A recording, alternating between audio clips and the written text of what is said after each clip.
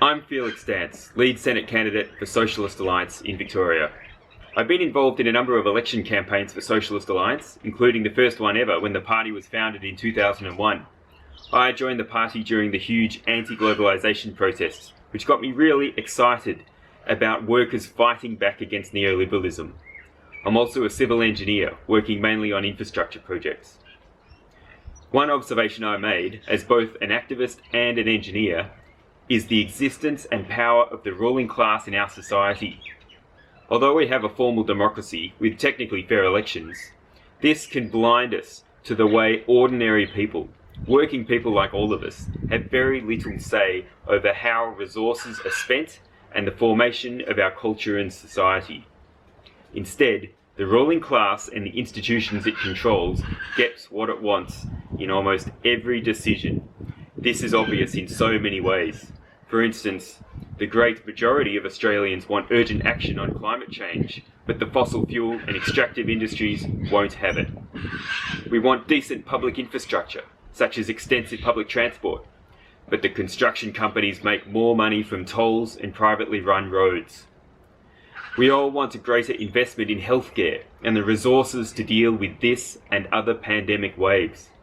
But businesses and the elite won't make any money out of this. We want a living wage for all of us, but it serves capital's interests better to keep us poor and divided. And we don't want to walk into any new wars, despite what the corporate media and arms industry lobbyists are trying to push us towards. But the good news is that people power does work. The working class has a latent force that can overcome the institutionalized authority of the ruling class if we're organized. They have suffered defeats before and they will again. For example, I believe we're winning the struggle for freedom for refugees. The recent release of refugees from onshore detention absolutely shows that the tireless efforts of activists is paying off in real ways.